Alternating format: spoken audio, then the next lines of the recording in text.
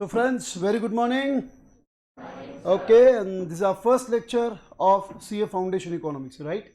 Okay, जो notes अपने screen के ऊपर है वही आपको क्लास से मिलेंगे, राइट? तो जब भी आपको नोट्स डिलीवर होंगे, कुल मिला के जो इकोनॉमिक्स का पार्ट है पहले मैं आपको डिस्कस करता हूँ। यूनिट 1 डील करता है पूरा की पूरा माइक्रो से और यूनिट 2 डील करता है पूरा की पूरा मैक्रो से। गाइज, मैं आपको एश्योर करता हूँ अगर आप इकोनॉमिक्स क्लास में ठीक से ध्यान देंगे आपको सिर्फ और सिर्फ घर पे एमसीक्यू प्रैक्टिस। मेरा इकोनॉमिक्स का जनरली ऐसे है कि मुझे इकोनॉमिक्स पढ़ाने में थोड़ा ज़्यादा टाइम लगता है। रीज़न एक ही है कि 12th तक आप लर्न करके पेपर कंप्लीट करके आ सकते थे। फीचर्स लर्न किए, पेपर हो गया, लॉ ऑफ डिमांड के एजम्पशंस लर्न किए, एक्सेप्शंस लर्न किए। But right now by heart learning रट्टा कोई स्कोप ही नहीं है। क्यों नहीं है? बिकॉज जो भी पेपर पूरा 100 मार्क का आने वाला है वो किसके बेसिस पे है? एमसीक्यू। एंड एमसीक्यू लिए आपने क्या लर्न किया मैटर ही नहीं करता है, आपको कॉन्सेप्ट पता होना चाहिए, ये इंपॉर्टेंट। अब अगर इकोनॉमिक्स का पेपर इंस्टीट्यूट बेसिक सेट करेगी तो सब लोग अच्छे मार्क लेके आएंगे, इंस्टीट्यूट को पता है। बिकॉज बेसिक कॉन्सेप्चुअल क्लैरिटी सबको है। प्राइस कम होने पर डिमांड बढ़ने वाला है, प्राइस बढ़ने पर डिमांड कम होने वाला है, ये तो यार वही नर्सरी का बच्चा भी आंसर देगा। एंड इसलिए इंस्टीट्यूट इकोनॉमिक्स के पेपर में ज़्यादा से ज़्यादा आपको जो अलग कॉन्सेप्ट्स है या फिर जो एमसीक्यू इंटरप्रेट करने के लिए डिफिकल्ट है, ऐसे एमसीक्यू पूछने की संभावना ज़्यादा है। एंड अब होता क्या है कि अगर आप इंस्टीट्यूट के मॉड्यूल में से एमसीक्यू करते हो ना तो आपको लगता है इकोनॉमिक्स बहुत ईजी है। बिकॉज उन्होंने जो एमसीक्यू रखे, नो डाउट उन्होंने जो मॉड्यूल के एमसीक्यू रखे वो इंपॉर्टेंट पेपर में आने वाले, बट सिर्फ अगर हम इंस्टीट्यूट का मॉड्यूल करेंगे तो हमारी प्रिपरेशन 30% भी नहीं है। एंड इसलिए हमने क्या किया है कि अगर आप अपने क्लास के नोट्स कंसिडर करेंगे तो क्लास के नोट्स में मैंने तकरीबन 1000 प्लस एमसीक्यू आपको कवर कर दिया। टॉपिक वाइज आप डेटा चेक कर लेना, कुछ टॉपिक में 150 रहेंगे तो कुछ टॉपिक में 400 रहेंगे, टॉपिक के इंपॉर्टेंस के मुताबिक। बट इकोनॉमिक्स का हर एक एमसीक्यू जो अपनी नोट्स में आपको आना चाहिए, हाँ कुछ 15-20 एमसीक्यू मैं आपको खुद बोलता हूँ मत करो कर, ओके, बट उसके अलावा हर एक एमसीक्यू आपको आना चाहिए। अब एमसीक्यू का इशू कैसे होगा कि मैंने क्लास में आपको सारी कॉन्सेप्ट्स पढ़ाई, मैंने एमसीक्यू क्लास में डिस्कस करना चालू किया। अब मेरे सामने बैठे हुए स्टूडेंट की सबकी लेवल एक जैसी नहीं है। कुछ लोग इकोनॉमिक्स में फास्ट काम करेंगे, कुछ लोग को सोचने के लिए थोड़ा सा टाइम लग सकता है।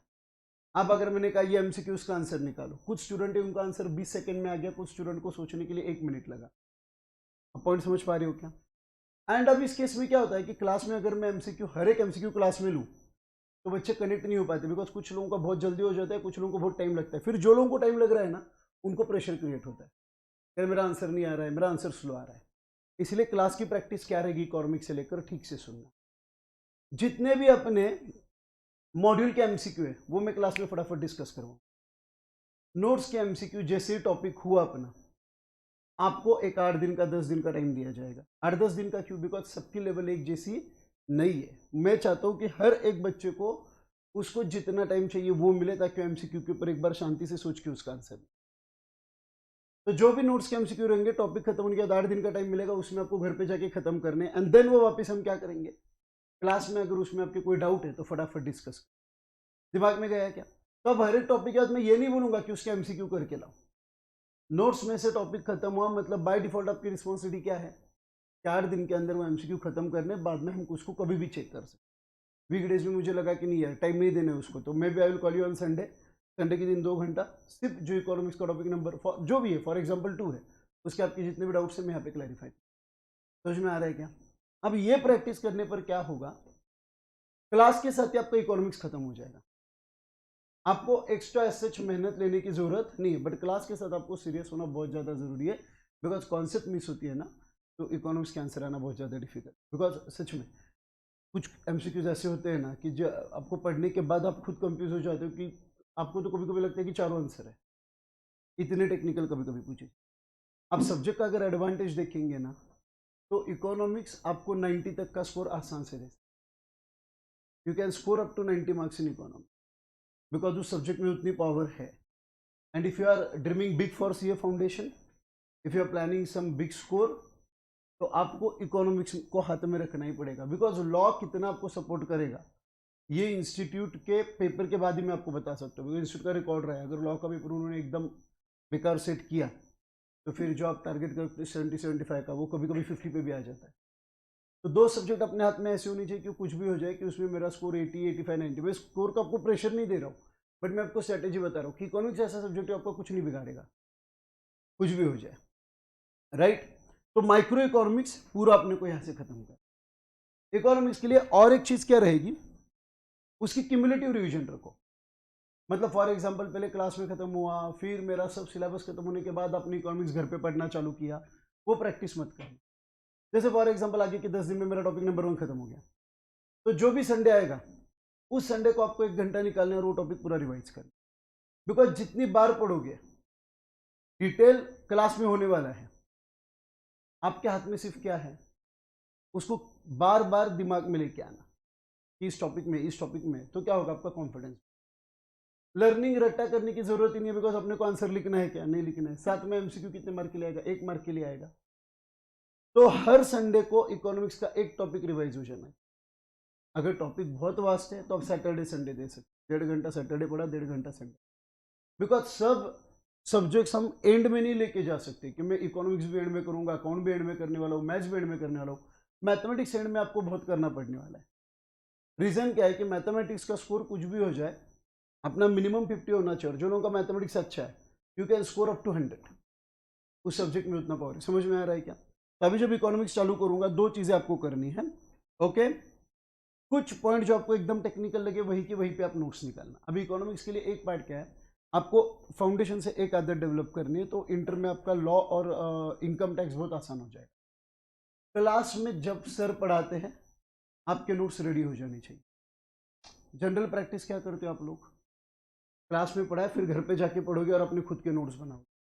अब अपने पास उतना टाइम है नहीं, तो आपको अपने आप को इतना इफिशिएंट बनाना है। सर पढ़ा रहे, सर ने पॉइंट बताया, साथ में आपके नोट्स क्रिएट हो जाने चाहिए।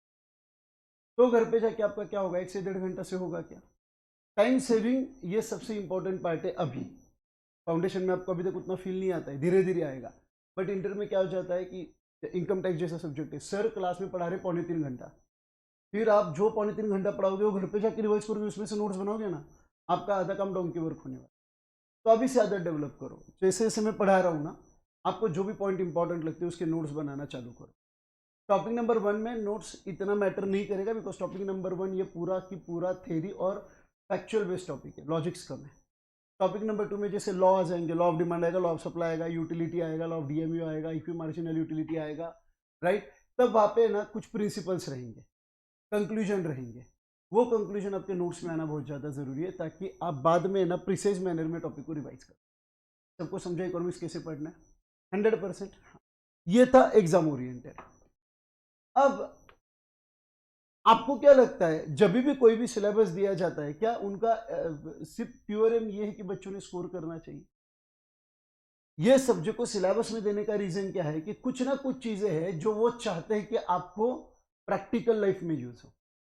एंड इसलिए इकोनॉमिक्स पढ़ाते वक्त आपको स्कोर कैसे लाने मैंने आपको बता दिया।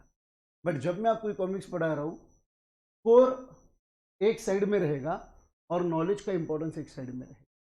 तो कई सारी चीजें गाइस, जैसे मैंने आपको 12th में एक मोनोपोलिस्टिक कंपटीशन पढ़ाया था, याद आ रहा है क्या, कि टीवी पे आप जो ऐड देखते हो, आज क्या चल रहा है, कॉर्पोरेट वर्ल्ड उसी के ऊपर चल रहा है ना। क्या लेवल के ऐड चलाते हैं लोग, देखा है कि नहीं देखा है आप?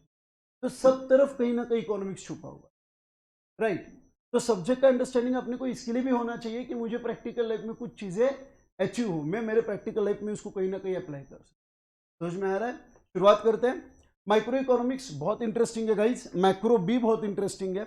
दोनों को अलग अलग मैनर में अपन कवर करेंगे, ओके। पढ़ते वक्त अब कुछ चीजें ऐसी है कि जो मैं आपको बोल दूंगा कि इसको सिर्फ आप एग्जाम से एक बार पढ़ेंगे।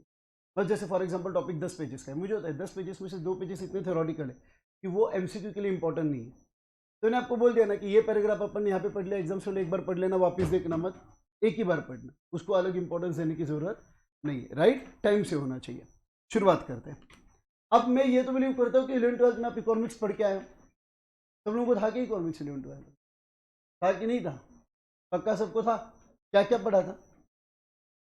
अच्छा, एक जेन्यून क्वेश्चन पूछ रहा हूँ, जेन्यून आंसर देना। कितने लोगों ने मैक्रो का कुछ पार्ट ऑप्शन में रखा था? मैक्रो था ना आपको बाद में, टॉपिक नंबर 7, 8, 9, 10, नेशनल इनकम, था कि नहीं था? Public expenditure. चलो आपको तो भी एक मेरे हिसाब से आपको 10 ही टॉपिक थे, पुराने सिलेबस से उन्होंने 2-3 टॉपिक कम कर दिए थे। तो नेशनल इनकम सब पढ़ के गए थे क्या? Methods of measurement of national income वगैरह वगैरह पढ़ा था कि नहीं पढ़ा था? पढ़ा था क्या? पेपर में क्या अटेम्प्ट किया, माइक्रो कि मैक्रो? पेपर में आपने ज़्यादा क्या अटेम्प्ट किया? मतलब माइक्रो के क्वेश्चन पसंद आ रहे थे कि मैक्रो के क्वेश्चन पसंद? कंफ्यूजन है, कुछ लोग माइक्रो कुछ लोग मैक्रो बोल। चलो ठीक है, आज तक का अंडरस्टैंडिंग क्या है कि बच्चों को लगता है कि sir macro technical, no doubt macro technical है, बट आप अगर उसको एज अ एक सब्जेक्ट और एकदम नॉलेज के लिए पढ़ने की कोशिश करेंगे ना, तो मैक्रो जैसा कुछ भी नहीं। बिकॉज यहाँ पे आने वाला, अभी माइक्रो अगर देखेंगे तो मार्क्स के लिए माइक्रो बहुत मैटर करेगा, बिकॉज माइक्रो आपको कम मेहनत में मार्क दे। ओके, पहले तो ये समझो कि माइक्रो और मैक्रो इकोनॉमिक्स है क्या। पहले से भी इकोनॉमिक्स था, लोगों को ये पता नहीं था कि यार इसको माइक्रो बोलना है और इसको मैक्रो बोलना है। 1933 में सर रागनर फ्रिस्कॉफ ऑस्लो यूनिवर्सिटी, उन्होंने रिसर्च की, एंड वो रिसर्च के बाद उन्होंने कहा कि यार इकोनॉमिक्स तो है, बट अगर आपको इकोनॉमिक्स को डिटेल में पढ़ना है तो पहले उसके 2 पार्ट बनाओ। एक पार्ट उन्होंने बना दिया माइक्रो और दूसरा पार्ट उन्होंने क्या बना दिया, मैक्रो, राइट। तो 1933 से पहले भी इकोनॉमिक्स था। इकोनॉमिक्स का अगर आप एग्जिस्टेंस देखेंगे तो कौटिल्य से भी पहले है, समझ में आ रहा है। बहुत लोगों ने इकोनॉमिक्स के लिए अलग अलग अप्रोच रखे हुए हैं। तो इकोनॉमिक्स का एग्जिस्टेंस हम अगर देखने जाएंगे तो कई ईयर से है, बट इकोनॉमिक्स में माइक्रो क्या और मैक्रो क्या है ये अपने को कब पता चला? 1933 में, जब उसके ऊपर रिसर्च किया। ओके, उसका पहला पार्ट माइक्रो हम चालू करने जा रहे हैं। The word economics is derived from the Greek word oikonomia which means household management. Oikonomia मतलब क्या है guys? Household management. Till 19th century economics was known as a political economy. In 1776 Adam Smith published his books entitled An Inquiry into the Nature and the Causes of Wealth of Nation, which is considered as the first modern work of economics. तो economics के ऊपर सबसे पहला detail approach किसने रखा? अरे ये नाम ध्यान में रखना, बिकॉज इसके ऊपर एमसीक्यू आते हैं। तो फर्स्ट डिटेल अप्रोच किसने रखा है? Adam Smith. एडम स्मिथ ने अपनी पहली जो बुक पब्लिश की है, an inquiry into the nature and the causes of wealth of nation, right, उसमें उसने इकोनॉमिक्स के ऊपर कुछ चीजें हाईलाइट की, एंड तब से लेकर इकोनॉमिक्स का जो इंपॉर्टेंस है वो बढ़ गया। देखते क्या हुआ है। Every individual, every society and every country in the world faces the problem of making choice. आप मुझे बताओ guys, as you all have learned, human wants are unlimited and resources to satisfy them are limited. दुनिया का आप सबसे अमीर आदमी लो या फिर इंडिया का सबसे अमीर आदमी लो, उनकी भी 100% वांट सेटिस्फाई होने वाली नहीं है। आप मुझे बताओ, अगर हमारे मोटा भाई की मतलब मुकेश भाई की या फिर अगर गौतम भाई की सब वांट सेटिस्फाई हो जाती तो आज की तारीख में इतना भागते थे क्या गाइस? आज की तारीख में इतना भागते थे क्या? आज अगर आप उनकी वेल्थ देखने जाएंगे तो दोनों जो इंडिया के सबसे वेल्थिएस्ट पर्सन है, दोनों का वेल्थ 10 लाख करोड़ के ऊपर है, राइट। अब आप मुझे तो फिर भी वो लोग आज काम कर रहे हैं, फिर भी लोग आज बिजनेस बढ़ा रहे हैं, फिर भी वो आज एक्विजिशन कर रहे हैं। क्यों कर रहे हैं? बिकॉज देखो गाइज, एज अ ह्यूमन अपना नेचर है कि अपनी वांट कभी सेटिस्फाई नहीं होती है। आप कल कॉर्पोरेट वर्ल्ड में काम करना चालू करेंगे, मान लो आपने खुद का प्रैक्टिस चालू किया, पहले ईयर आपने 5 लाख का प्रैक्टिस किया, फिर 10 लाख का। जब 10 लाख का करते हो आपको लगता है नहीं यार, जिस दिन मेरा प्रैक्टिस 50 का हो जाएगा मैं रुक जाऊंगा। जिस दिन 50 का होगा लगेगा नहीं यार साला 1 करोड़ होना चाहिए था, फिर लगेगा 1 करोड़, 1 करोड़ क्यों, अब आपको BMW खरीदनी है, फिर लेनी नहीं। जिस दिन मेरा प्रैक्टिस 2 करोड़ का हो जाएगा ना, मैं एक भी काम नहीं करूंगा। जब 2 करोड़ हो जाएगा आपको लगता नहीं यार खुद का बहुत बड़ा विला होना चाहिए। ये ह्यूमन नेचर है कि नहीं है? एंड इसलिए कुछ भी हो जाए, हमारी जो वांट्स है वो कभी खत्म होने वाली नहीं है। समझ में आ रहा है क्या? So very first thing, human wants are unlimited and obviously resources which are required to satisfy those wants, ये क्या है? लिमिटेड है क्या? एंड ये दो चीजें है, राइट, करके इकोनॉमिक्स है। बिकॉज इकोनॉमिक्स करता क्या है? इकोनॉमिक्स में यही तो स्टडी करते हैं ना कि एज ए ह्यूमन बीइंग हम हमारे पास जो रिसोर्सेस अवेलेबल है उसको हमारी वांट सेटिस्फाई करने के लिए कैसे यूज करेंगे, बिकॉज ये तो श्योर है कि हमारे रिसोर्सेस में से हम सारी वांट कभी एक साथ सेटिस्फाई नहीं कर सकते, कुछ भी हो जाए।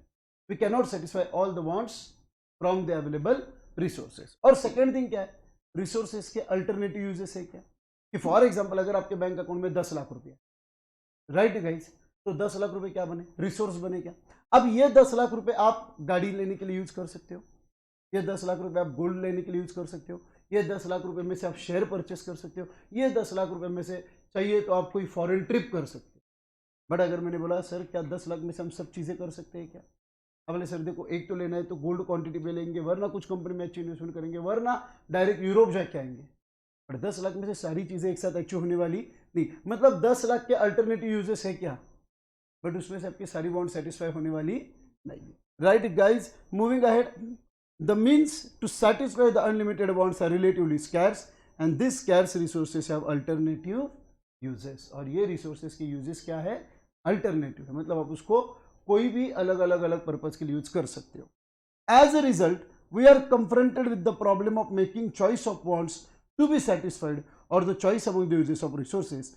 Thus we are faced with the problem of allocation of resources to various uses and इसीलिए as a person, as a human being हमारे सामने क्या आया, चॉइस आया क्या, एज ह्यूमन बीइंग हमारे सामने चॉइस आया क्या, क्या अब हमारे बैंक अकाउंट में जो 10 लाख रुपया है वो हमने किसके लिए इस्तेमाल करना है। फिर आप अगर डिसाइड करेंगे नहीं सर मैं फॉरेन ट्रिप जाऊंगा, ये आपकी चॉइस, आपने डिसाइड किया सर क्यों फॉरेन ट्रिप, मैं कुछ कंपनी के शेयर खरीदता हूँ, ये आपकी चॉइस है। आपने कहा सर नहीं शेयर नहीं मुझे गोल्ड खरीदना, आपकी चॉइस है। मतलब क्या यहाँ पे चॉइस इन्वॉल्व हो रहा है क्या। तो अगर मैंने आपको बोला कि economics is a science of choice making, आप एग्री करते हो क्या, मतलब इकोनॉमिक्स में चॉइस मेकिंग आता है क्या, आता है, right. Moving ahead, the definition of economics is however narrow because it concentrates only at present, that is how to use relatively scarce resources to satisfy the unlimited human wants. So it gives the picture of a society with fixed resource, skill and productive capacity, deciding what type of goods and services to be produced and how to distribute among the members of the society. But वो क्या बोल रहे हैं कि अगर आप economics को सिर्फ लिमिटेड रिसोर्सेस और अनलिमिटेड वांट्स के पर्पज से पढ़ते हो तो इकोनॉमिक्स का डेफिनेशन एकदम नैरो हो जाएगा। बट आज की तारीख में इकोनॉमिक्स इतना नैरो नहीं है, हाँ, बट हमें ऑथर के हिसाब से जाना है अभी। तो ये जो डेफिनेशन दिया है कि wants are unlimited, resources are limited, इस पॉइंट ऑफ व्यू से पढ़ेंगे तो इकोनॉमिक्स एकदम नैरो है। समझ में आ रहा है, ये सिर्फ किसके ऊपर फोकस कर रहा है, रिसोर्सेस के ऊपर फोकस कर रहा है। But there is something far more than wants and resources. वो क्या है, वो किसी और बंदे ने एक्सप्लेन, ओके।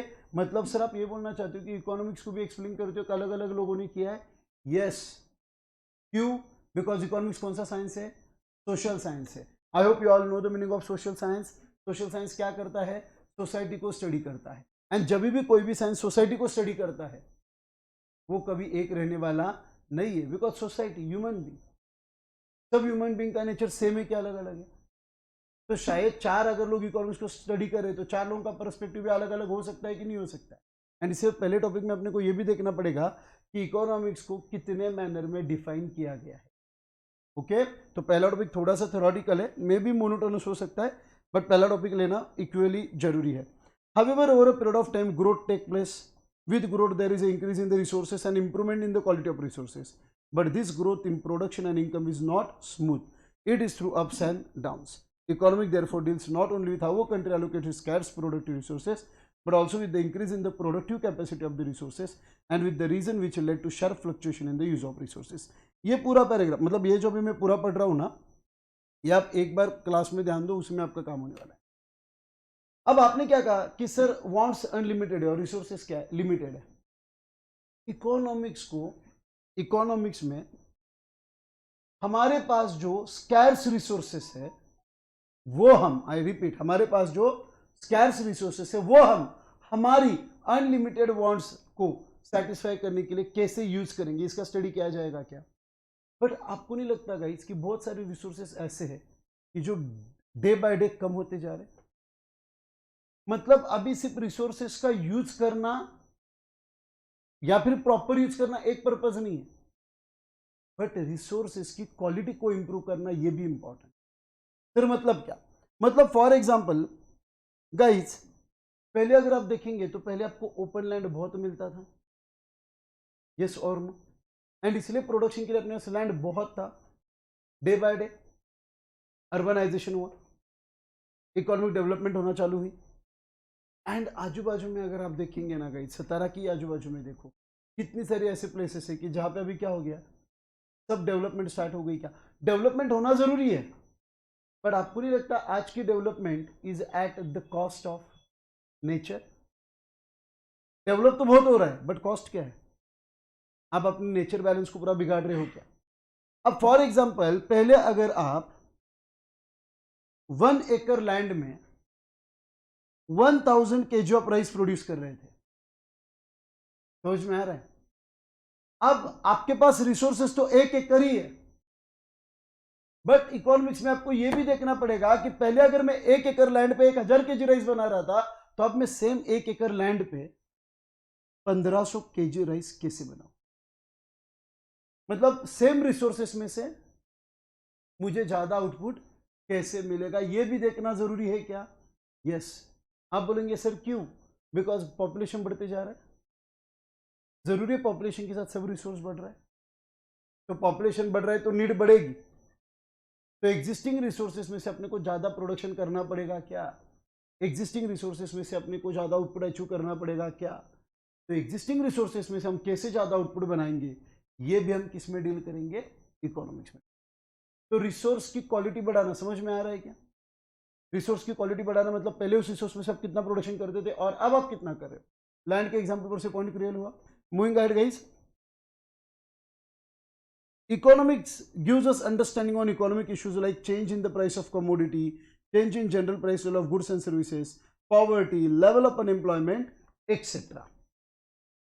इकोनॉमिक्स में आप मेरे को ये बोलने की जरूरत नहीं, लॉ ऑफ डिमांड में अपने देखा था कमोडिटी की प्राइस चेंज होने पर क्या होगा, डिमांड, कमोडिटी की प्राइस अगर कम होती है तो डिमांड बढ़ेगा, सप्लाई कम होगा। स्टडी किया था कि नहीं किया था? ये सारी चीजें स्टडी करनी है। Changes in general price level of goods and services, शायद अपन ने पॉवर्टी भी स्टडी किया था, याद आ रहा है क्या? 11th की इकोनॉमिक्स में स्टडी किया था क्या? आपके देश का लेवल ऑफ अनएम्प्लॉयमेंट स्टडी किया था कि नहीं किया था? जनरल प्राइस लेवल या मैक्रो इकोनॉमिक्स में हम स्टडी कर रहे हैं, तो ये सारी चीजें हम इकोनॉमिक्स में स्टडी करेंगे क्या? The understanding of such help us to decide the model and framework that can be applied in different situation. And आप जब ये सारी चीजें स्टडी करोगे ना, तो गाइस देन आपको पता चलेगा कि इकोनॉमिक्स में अलग अलग सिचुएशन में अपन ने क्या करना चाहिए। तो इकोनॉमिक्स में आपको लॉ तो पढ़ा दिया कि प्राइस कम होने पर डिमांड बढ़ेगा, राइट, बट ये लॉ क्यों पढ़ा है? ताकि आप उसको कहीं ना कहीं अप्लाई करो। जब आपके सामने कोई प्रैक्टिकल बिजनेस सिचुएशन आएगी, तब अगर आपको लॉ ऑफ डिमांड पता होगा, लॉ ऑफ यूटिलिटी पता होगा, for example law of utility आप पढ़े, बिजनेस में अप्लाई कहाँ पे करते हैं लोग? कभी मतलब जो लोगों ने मेरे अंडर 12th इकोनॉमिक्स पढ़ा, शायद आपको एग्जाम्पल मैंने आपको दिया है, बट लॉ ऑफ यूटिलिटी अगर आप इकोनॉमिक्स में पढ़ते हो, तो लॉ ऑफ यूटिलिटी ये एक अच्छे बिजनेसमैन बनने की सबसे पहली आपको लगने वाली पहली चीज है। फिर क्या पहली चीज है? फॉर एग्जाम्पल अगर आपको सर्दी बुखार है, राइट, आप मेडिकल में जाते हो और आप बोलते हो कि अरे मेरे को बहुत बुखार हो रहा है या फिर मेरे को बहुत जुकाम हो रहा है, आप मेरे को कोई दवाई दो, अच्छी दवाई देना। सामने वाले ने आपको अच्छी दवाई दी, हाँ ये ले लो सर जी आप ठीक हो जाओ, ज़्यादा से ज़्यादा आपसे कितना रुपया लेगा? ज़्यादा से ज़्यादा एकदम मान लो भारी वाली दवाई है, जिसकी मान लो ब्रांड एम्बेसडर सनी लियोनी है कितना होगा? 100 रुपया, और अरे कर कितना लगता? 200, उसके ऊपर वो लेगा।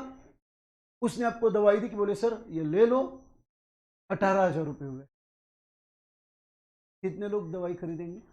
आप बोलेंगे मर जाएंगे सर, कोई टेंशन नहीं है, नहीं चाहिए आपका दवाई, एग्रीड? बिकॉज तब आपकी नीड ही नहीं है ना। यही मान लो कि कोई बंदा हॉस्पिटल में एडमिट है और जिसको जस्ट हार्ट अटैक हुआ है, एंड अब हार्ट अटैक होने के बाद आप सबको बताए कि तुरंत एक इंजेक्शन देना पड़ेगा उसको। अब आप मेडिकल में गए और आपने इंजेक्शन खरीदा, मेडिकल वाले ने आपको कहा कि सर इसका आपको 25,000 रुपीज देना पड़ेगा। आप 1 मिनट में 25,000 रुपये देने के लिए तैयार हो क्या? उन्होंने क्या यूज किया है गाइस? उन्होंने कॉन्सेप्ट ऑफ यूटिलिटी यूज किया कि आपकी जरूरत कितनी है, अब आपको पता है कि यहाँ पे मैं 25,000 की बहस नहीं कर सकता हूँ, बिकॉज उस 25,000 की बहस में ऊपर का निकल जाएगा। मानते कि नहीं मानते? आपको पता है कि उसकी नीड ही इतनी स्ट्रांग है अभी कि अब अगर हम उससे 25 भी लेंगे, सामने वाला देने के लिए तैयार होगा कि नहीं होगा, ये डिफरेंस है गाइस। एंड इसीलिए इकोनॉमिक्स में जब आप ये सारी चीजें पढ़ते हो, जैसे फॉर एग्जाम्पल आपने लॉ ऑफ यूटिलिटी पढ़ा हुआ है, मेरा सबसे फेवरेट एग्जाम्पल किंडर जो है, हर बैच में देता हूँ। अभी मैं इसके ऊपर नहीं बोल सकता हूँ बिकॉज सेशन रिकॉर्ड हो रहा है, बट आप ही को पता है कि नहीं पता है कि उन्होंने एक ऐसा खतरनाक प्रोडक्ट बना के रखा है कि जो बच्चों को पसंद आता है। समझ में आ रहा है कि अब उस प्रोडक्ट के अंदर कितना यूटिलिटी है उसके ऊपर मुझे बात नहीं करना है, बट अगर जेन्युइनली देखने जाएंगे तो शायद अभी कितना 45 या बढ़ गया, मेरे को पता नहीं, बिकॉज मेरी बेटी गाँव को गई हुई है 15 दिन, तो 15 दिन का मैंने भाव नहीं चेक किया, बट शायद 45 हो सकता है।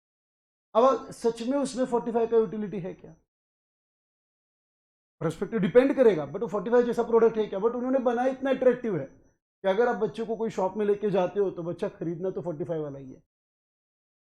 अब उनको पता है कि जब कोई पेरेंट्स अपने किड को वहां पे लेके जाएंगे तो बच्चा वही डिमांड करेगा डिजाइन देख के। अब डिजाइन में क्या बना दिया कि अंदर एक छोटा सा टॉय देते हैं वो कुछ, कभी देखा है कि किंडर जो खोल के देखा है क्या उसमें? मतलब जाने दो यार, मेरे को बहुत गुस्सा आता है अंदर से, मैंने बहुत फालतू वाला खर्चा किया उसके ऊपर अभी तक, राइट? तो अब मैं मेरी बेटी को लेके जाता हूँ, तो वो जब वो डिमांड करती है, मैं उसको बोलता हूँ कि बेटा तू 70 रुपीज़ का डेयरी मिल्क ले ले, नहीं बोले पापा मेरे को किंडर जॉय ही चाहिए। गुस्सा इस चीज़ का नहीं है कि उसके ऊपर मेरा पैसा खर्चा हो रहा है, गुस्सा इस चीज़ का है कि जो खर्चा हो रहा है उसमें सच में यूटिलिटी है क्या? कस्टमर पॉइंट ऑफ व्यू से अगर देखने जाओ तो शायद मेरे लिए उतनी यूटिलिटी नहीं है, बट कंपनी ने बराबर गेम खेला है क्या?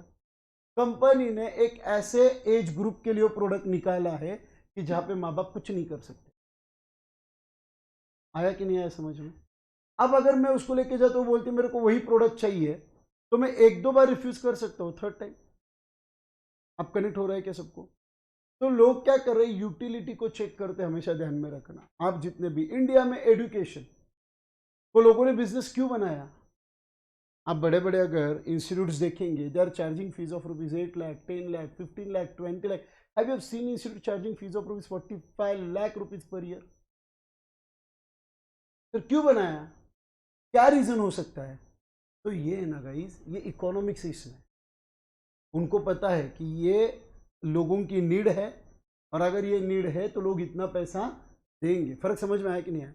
तो हम सिर्फ इकोनॉमिक्स में लॉ पढ़ने नहीं वाले, हम उस थ्योरी को कहीं ना कहीं अप्लाई करने वाले। समझ में आया सबको? राइट? वापिस जब डीएमयू पे आएंगे तो और डिटेल में बात करेंगे। The tools of economics help us to choose the best course of action from various alternative available. अब जितना भी इकोनॉमिक्स आपने पढ़ा उससे आपको क्या फायदा होगा? तो जब भी प्रैक्टिकल लाइफ में आपके सामने अलग अलग अल्टरनेटिव्स होंगे, आप उसमें से बेस्ट चूज करोगे क्या? दिमाग में गया सबके? However, economic problems are of complex nature and are affected by economic forces, political setup, social norms. हाँ, बट नो डाउट जितने आसानी से हम थ्योरी में देख रहे हैं कि अरे ऐसे हो जाएगा, सच में इकोनॉमिक्स प्रॉब्लम उतने नॉर्मल नहीं है गाइज। मैक्रो में तो हम पूरे इंडिया इकोनॉमी की बात करें guys, we are the largest populated country in world, right? आप मुझे बताओ, हम 148 करोड़ लोगों का देश चला रहे हैं। ट्राई टू अंडरस्टैंड हमारी इकोनॉमी में कितने इश्यूज हो सकते हैं जब हम सोशल साइंस स्टडी कर रहे हैं which relates to entire economy. आपको क्या लगता है इकोनॉमी चलाना इतनी आसान है? कितने प्रॉब्लम्स हो सकते हैं उसके साथ डेल्ट करना, ये इतना इजी नहीं है। Try to understand. And basically economic problem को जब भी आप स्टडी करते हो, सॉल्यूशन निकालने की कोशिश करते हो, आपको हमेशा ध्यान में रखना है it is always affected by economic forces. Market का डिमांड सप्लाई फोर्स उसको अफेक्ट करेगा, आपका पॉलिटिकल सेटअप उसको अफेक्ट करेगा, आपके देश के सोशल नॉर्म्स भी उसको अफेक्ट करेंगे, आपके देश का कल्चर भी बहुत हद तक मैटर करता है। जेन्युइनली कि आप कौन से कंट्री से बिलोंग करते हो, आपके देश का कल्चर क्या है, सोशल नॉर्म्स क्या है, आपके सोसाइटी में क्या एक्सेप्टेबल है, क्या एक्सेप्टेबल नहीं है, ये भी चीजें इकोनॉमिक प्रॉब्लम के लिए अफेक्ट करती है। एंड दस economic does not guarantee that all problem will be solve appropriately. And इसलिए आप बोलेंगे ना कि सर इकोनॉमिक्स पढ़ने पर हमारे वो इकोनॉमी के सारे प्रॉब्लम सॉल्व हो जाएंगे क्या? वो गारंटी नहीं लेते। क्यों नहीं लेते गाइस? इकोनॉमिक्स रिलेट करता है ह्यूमन नेचर से, वो स्टडी कर रहा है human nature, and human nature आप सब लोग ह्यूमन हैं, राइट गाइज। कल अगर आप इवनिंग में एकदम रोमांटिक मूड में थे तो आज सुबह आपकी बैंड बजी हुई है, दोपहर में आपका मूड अलग है, आप कनेक्ट कर पा रहे हो कि नहीं पा रहे हो। हम ह्यूमन नेचर है, हम घंटे में 4 बार हमारा मूड चेंज होता है कि नहीं होता है। आप कौन से पूरे देश की गारंटी ले रहे हो कि सर हम ये सॉल्यूशन निकालेंगे। बहुत बार तो ऐसे होता है कि आपको लगा मेरे देश की ये प्रॉब्लम है, लोगों की इसकी ज़रूरत है, आप जब उसके ऊपर सॉल्यूशन निकालते हो ना तब तक लोगों का मूड चेंज है। लोग बोल रहे थे हमें कल ऐसा लग रहा था, आज हमें नहीं लग रहा है। करेक्ट हो रहा है कि नहीं हो रहा है। तो क्या कर सकते, सॉल्यूशन निकाल सकते हैं, बट हर एक चीज का निकाला हुआ सॉल्यूशन एप्रोप्रिएट रहेगा इसकी गारंटी हम नहीं ले सकते। क्यों नहीं ले सकते? बिकॉज इकोनॉमिक्स कौन सा साइंस है? Social science. दिमाग में गया क्या? तो सारी इकोनॉमिक प्रॉब्लम सॉल्व होंगी इसकी गारंटी नहीं है, but it help us to examine the problem in right perspective and find suitable measure to deal with it. But हाँ, ये तो सही है कि सॉल्व नहीं होने से अच्छा कुछ ना कुछ उसके ऊपर काम हो। 100% प्रॉब्लम नहीं सॉल्व हुआ, 80% तो होगा कि नहीं होगा। अगर हम उसको करेक्ट पर्सपेक्टिव से देखेंगे और उसके ऊपर अगर हम कुछ मेजर्स निकालेंगे तो शायद प्रॉब्लम सॉल्व होगा कि नहीं होगा। दिमाग में गया क्या? हाँ, इसलिए इकोनॉमिक्स इंपॉर्टेंट है क्या? यस। उसके टूल्स प्रैक्टिकल लाइफ में यूज होने वाले क्या? यस। उसमें अपन प्रॉब्लम ऑफ इकोनॉमी स्टडी करने वाले क्या? यस। सबके समझ में आया क्या? राइट।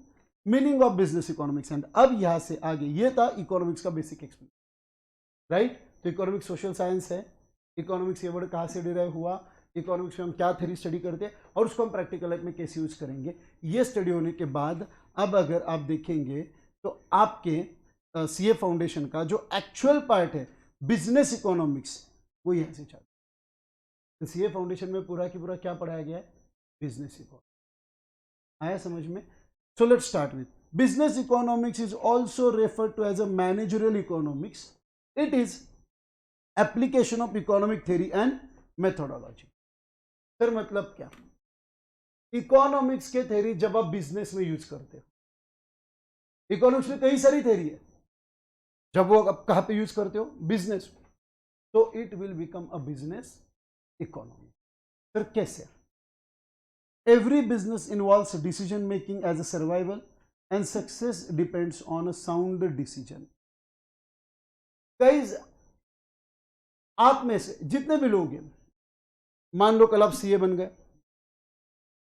सीए बनने के बाद आपके हाथ में चॉइस रहेगी whether to go for job और टू गो फॉर प्रैक्टिस और to go with some business. ये आपके ऊपर चॉइस है। अब जो लोग जॉब के लिए जाएंगे उनको थोड़ा सा मतलब एक ये रहेगा कि आपके डिसीजंस ठीक है मतलब, बट अगर आप खुद का बिजनेस करते हो, अगर आप खुद की प्रैक्टिस करते हो, तो उसमें सबसे इंपॉर्टेंट क्या है? आपको अपने बिजनेस के लिए डिसीजन लेना है। बिकॉज जब तक आप बिजनेस में डिसीजन लेंगे नहीं, सर्वाइवल पॉसिबल नहीं है। डेली बेसिस पे आपको डिसीजन लेना पड़ेगा, छोटे से छोटे लेकर बड़े से बड़े लेवल तक के डिसीजन अगर आप बिजनेस हो तो आपको लेने पड़ेंगे कि नहीं पड़ेंगे, राइट। तो वो क्या बोल रहे हैं कि हर एक बिजनेस में डिसीजन मेकिंग इन्वॉल्व है उनके सर्वाइवल के लिए, एंड उनका सक्सेस डिपेंड करता है कि वो कितने साउंड डिसीजन ले। समझ में आया क्या?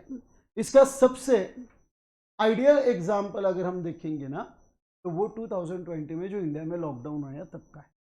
डेटा ये बताता है गाइस, मैं अपनी इंडस्ट्री की बात कर रहा हूं, 2020 में 40% प्राइवेट ट्यूटोरियल्स बंद हो गए।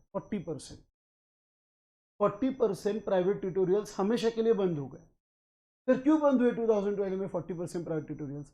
बिकॉज उन्होंने डिसीजन ही नहीं लिया।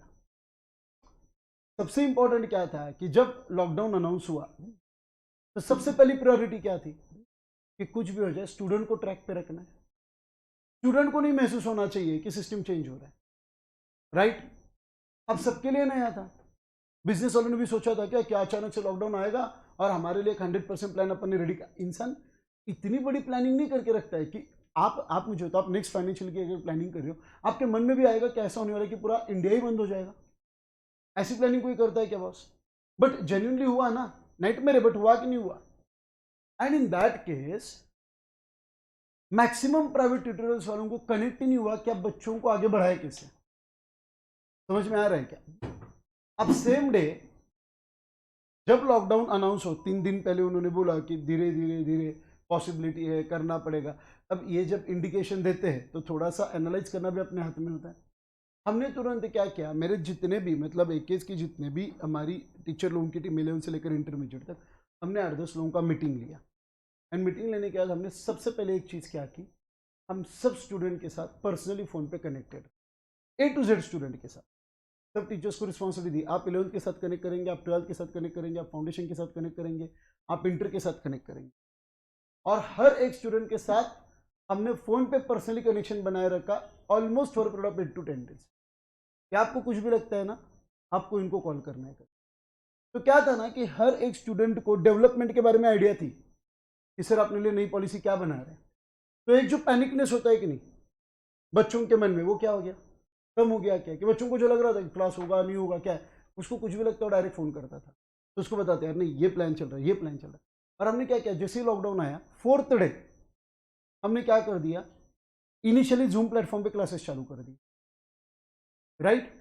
अब इससे बेनिफिट क्या हुआ, इससे बेनिफिट एक हुआ कि बच्चा रोज हमसे कनेक्टेड था, 8 से 10 दिन उनको फैमिलियर होने के लिए लगे हमको, बट सिस्टम जारी रहा क्या, एंड जैसे ही वो सिस्टम जारी रहा, एक भी बच्चा ऐसे नहीं कि जो डिस्कनेक्ट हुआ एकेडमी से। अब XYZ एक मेरा दोस्त है, वो भी ट्यूटोरियल्स चलाता है, मतलब चलाता था, उसके केस में क्या हो गया, उनको डिसीजन, एक्चुअली उसका इंस्टीट्यूट बहुत बड़ा था, बट उसको डिसीजन लेने में ऑलमोस्ट 25 डेज लग गया। अब इस 25 दिन में क्या हो गया गाइस, उसके 40% एडमिशन डाइवर्ट हो गया। पॉइंट समझ में आ रहा है कि मैं क्या बोल रहा हूँ, मतलब डिसीजन उसने बहुत जेन्युइन लिया, बट डिसीजन लिया तब 25 दिन के बाद। टाइमली डिसीजन का इंपॉर्टेंस समझ रहे हो क्या। तो उन्होंने जो वर्ड यूज किया है कि नहीं, सर्वाइवल। कभी कभी आपके लिए डिसीजन लेना इतना जरूरी हो जाएगा टाइम पे, नहीं तो प्रॉब्लम आपकी सर्वाइवल की है, बिजनेस सर्वाइव होगा कि नहीं होगा, यहां तक वो चीज आ सकती है। एंड देन डिसीजन लेते वक्त आपको बहुत बार कौन हेल्प कर सकता है, इकोनॉमिक्स हेल्प कर। समझ में आ रहा है क्या। तो अगर आपको बिजनेस में डिसीजन मेकिंग चाहिए, अगर आपको बिजनेस में डिसीजन लेने हैं, तो सबसे इंपॉर्टेंट आपको क्या देखना पड़ेगा कि मैं कौन से बेसिस पे डिसीजन ले, और जो बेसिस पे आप डिसीजन ले रहे हो वहां पे आपको क्या यूज होगा, इकोनॉमिक्स के theories, laws and principles. Moving ahead, decision making means the process of evaluating the various course of action. अच्छा आप मुझे बताओ, बहुत सिंपल चीज है, आप डिसीजन लेते कब हो, मतलब आपको कब लगता है कि मुझे डिसीजन लेना है। Exactly when we have alternative courses of action. For example कल अगर मान लो मुझे डायबिटीज हुआ, तो मैं लोगों को बोल सकता हूँ कि मैंने डिसीजन लिया कि मुझे डायबिटीज होना चाहिए। बोले सर पागल है, आपके पास ऑप्शन नहीं था, आपको हुआ है, ये आपका डिसीजन नहीं है, ये आपका नसीब है। फैक्ट है कि नहीं है। डिसीजन हम लेते कब है, जब मेरे सामने कुछ अल्टरनेट हो। अगर मेरे सामने अल्टरनेट है ही नहीं, फॉर एग्जाम्पल आपने सीए करने का डिसीजन लिया है, क्यों लिया है, बिकॉज सीए करते वक्त आपके सामने अल्टरनेटिव्स थे, ये करना है, एमबीए करना है, सीएस करना है, लॉ के लिए जाना है, कॉम्पिटेटिव एग्जाम के लिए जाना है, उसमें से आपने क्या चूज किया, तो ये आपका डिसीजन हुआ ना। तो डिसीजन मतलब क्या, कि जब भी आपके सामने एक प्रोसेस है जिसमें आपके सामने कई सारे कोर्स ऑफ एक्शन रहेंगे, making rational judgement on the basis of available information. तो सबसे पहले डिसीजन मेकिंग में आपके सामने अलग अलग अल्टरनेटिव्स होने चाहिए। नंबर 2, जितनी भी अवेलेबल इंफॉर्मेशन है उसके बेसिस पे आप क्या करोगे, एक rational, what do mean by rational, rational judgement का मीनिंग क्या है, रैशनल मतलब क्या, होशो हवास में लिया हुआ डिसीजन। समझ में आ रहा है कि क्या सही है, ये सोच के होशो हवास में लिया हुआ डिसीजन इज रैशनल, जो सही है। समझ में आ रहा है क्या। आप हम बोलते हैं ना कभी कभी, क्या रहे हो, कभी बंदा इररेशनल बिहेव करता है। इररेशनल बिहेवियर का मीनिंग क्या है, कि जो गलत है, जो उसने नहीं करना चाहिए, तो हम उसके बिहेवियर को इररेशनल कहेंगे ना। Rational means what is right, क्या सही है, is rational, right. Selecting that is making choice of a suitable alternative by decision maker. तो आपके सामने कई सारे अल्टरनेटिव्स हैं, कोर्स ऑफ एक्शन है। नंबर 2, आप इंफॉर्मेशन, जो भी इंफॉर्मेशन आपके पास है उसके ऊपर से आप एक रैशनल जजमेंट लेंगे कि नहीं लेंगे, एंड जो भी रैशनल जजमेंट आपने लिया है या फिर जो भी रैशनल जजमेंट आप कर रहे हो, उस पर से आप किसी एक को क्या करेंगे, चॉइस करें। तो डिसीजन मेकिंग का प्रोसेस क्या होता है, समझ में आ रहा है क्या। ये आप डे टू डे लाइफ में करते हो, छोटी से छोटी चीज से लेकर, मान लो अगर आप 50 रुपीज का चॉकलेट भी परचेस करने जा रहे हो तो भी आपने डिसीजन लिया है, क्योंकि जब आप चॉकलेट परचेस करते हो आपके सामने कई सारे अल्टरनेटिव अवेलेबल है। फिर उसमें से आप सोचते हो कि यार उसमें से मैंने कौन सा खरीदना चाहिए, मुझे किस में यूटिलिटी ज़्यादा मिलेगी, एंड देन जब आपको पता चलेगा नहीं यार 50 रुपीज़ खर्चा करने पर इसमें से यूटिलिटी ज़्यादा है, तो देन यू फाइनली डिसाइड कि मुझे ये बाय करना है करें। इकोनॉमिक्स में भी हम डिसीजन लेने वाले। दिमाग में गया क्या? Decision making is not simple and straight forward. It has become very complex due to ever-changing business environment, growing competition, large-scale production, big size of business houses, complex laws, cost awareness, etc. आप बोलेंगे sir क्या decision लेना सच में उतना आसान है? नहीं है। क्यों नहीं है? आपका एक डिसीजन आपको बना भी सकता है एंड आपको पूरी तरह से डिस्ट्रॉय भी कर सकता है। डिसीजन में उतना पावर है। कुछ बिजनेसेस ऐसे हैं कि जिन्होंने एक डिसीजन लिया और उन्होंने पूरा एम्पायर क्रिएट किया। कुछ बिजनेसेस ऐसे भी है कि जिन्होंने एक गलत डिसीजन लिया और उनका पूरा एम्पायर खत्म हो। मतलब क्या? मतलब मैं आपको समझाता हूं डिसीजन की इंपॉर्टेंस क्या है। ये सिलेबस के लिए नहीं है, ये आपकी नॉलेज के लिए है। ओके,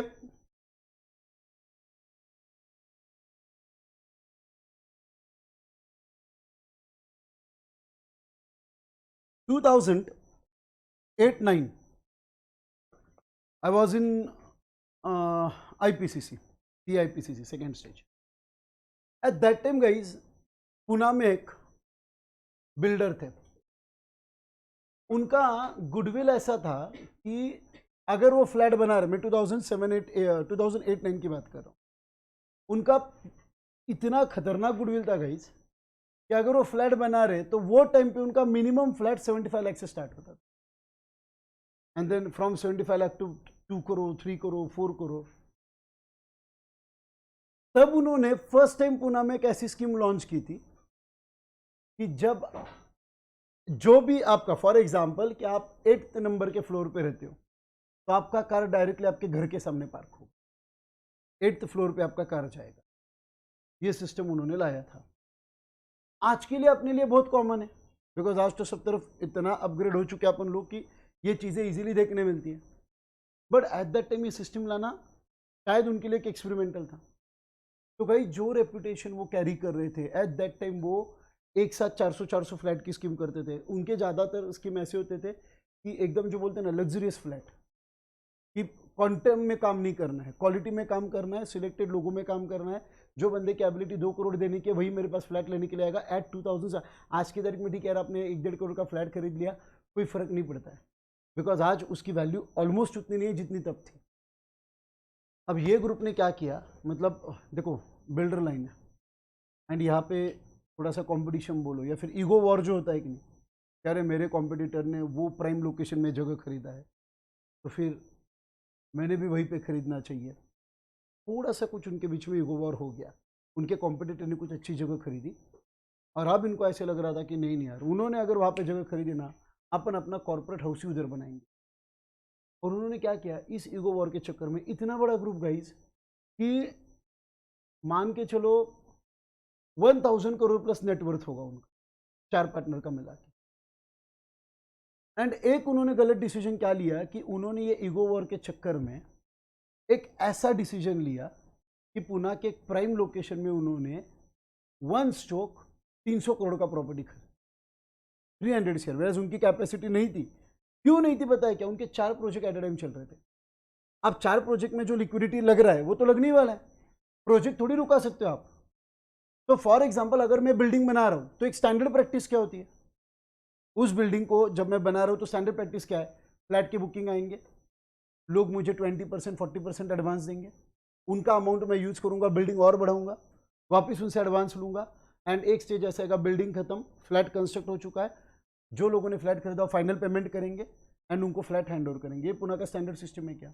तो उनके 4 स्कीम चल रहे थे। उन्होंने क्या किया, चारों लोगों से, चारों स्कीम्स के लिए लोगों से जो लिया हुआ एडवांस था ना, वो कहाँ पे लगा दिया, वो जगह खरीदने में।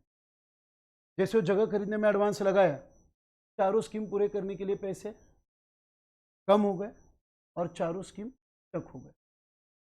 अब एज ए पर्सन गाइज, हर एक आदमी के लिए सबसे पहला सपना क्या है, अपना खुद का घर होना चाहिए। एग्रीड? मान लो आज की तारीख में अगर अनफॉर्चुनेटली आपका खुद का घर नहीं है, आपके दिमाग में सबसे पहला ड्रीम क्या होता है कि जैसे मैं मेरा अर्निंग स्टार्ट करूंगा सबसे पहले मैं खुद का घर बनाऊंगा। ये बेसिक ह्यूमन नेचर है, इसको अपन चेंज नहीं कर सकते, ये फैक्ट है, होना भी चाहिए। अब जो भी लोगों ने फ्लैट बुक किए थे वो लोग रुकने वाले हैं क्या? उन्होंने 6, 8, 10 महीना इंतजार किया, देन उन्होंने फटाफट केस फाइल करना चालू किया कि इन्होंने हमसे एडवांस लिया है और ये साइट डेवलप करने को तैयार नहीं है। Guys, in a span of just 8 to 10 months पूरा की पूरा जो उनका सेटअप था पूरा की पूरा 80% डिस्टर्ब हो गया। 80%। आप ध्यान दें, ये दुनिया ऐसी है ना बच्चों कि जब तक आपका चल रहा है सब आपको सपोर्ट करेंगे, एंड जिस दिन पता चलेगा कि भाई के साथ कुछ गड़बड़ हुआ है, अच्छे अच्छे लोग भी बैकफुट पे आ जाएंगे। अब उनके कॉम्पिटिटर को पता चला कि ग्रुप प्रॉब्लम में है। अब जब इन्होंने वो वापिस जमीन बेचने के लिए निकाला कि बोले जान दे, ईगो सब बाहर में गया, जमीन बेच के वापिस पैसा कलेक्ट करेंगे और लोगों के फटाफट काम करके उनको फ्लैट हैंड ओवर करेंगे, किसी ने जमीन खरीदेंगे। अब लोग क्या बोल रहे हैं? आपने हर्षद मेहता देखा उसको बोलते ना कि कट ऑफ, उसका जो पोर्टफोलियो था 1400 करोड़ का था 1992, उसको लेके हम खरीदेंगे कितने में? 450 करोड़ 500 करोड़ तक। मतलब उसको क्या किया, 900 करोड़ कम प्राइस पे डिमांड किया है क्या? बस पता था सामने वाले को जरूरत है। अब उन्होंने क्या किया, अब लोगों ने उनको बोला कि आपकी जगह हम लेने के लिए तैयार है, काम करो 180 करोड़ में दो। बिकॉज इतना बड़ा ट्रांजैक्शन करने वाले पार्टीज थे कितने पुणे में, स्टक हो गए क्या वहां पे? जो आप स्टक हो गए, इतना बड़ा बिजनेस ग्रुप 1 साल के अंदर पूरा disturb. Can you just imagine guys, जो लोग इतना बड़ा काम कर रहे हैं वो 1 साल के अंदर गायब हो सकते हैं। गायब मतलब क्या हो गया कि 1 साल के अंदर उनकी पोजीशन इतनी वीक हो गई कि धीरे धीरे धीरे अब वो मार्केट में से बाहर निकलने लगे। अब आप मुझे बताओ क्या था? एक डिसीजन था ना, बट एक डिसीजन की कॉस्ट आप समझ सकते हो क्या है? तो बिजनेस करते हो तो इकोनॉमिक्स में जो भी चीज़ें हम पढ़ेंगे उसको अप्लाई भी करना है, बट एक डिसीजन आपको बना भी सकता है और एक डिसीजन आपको पूरी तरह से डिस्टर्ब। बनाने वाले भी बहुत है, एक डिसीजन ने उनकी पूरी लाइफ चेंज कर दी, ऐसे भी है, बट ऐसे आपको बहुत ज्यादा मिलेंगे।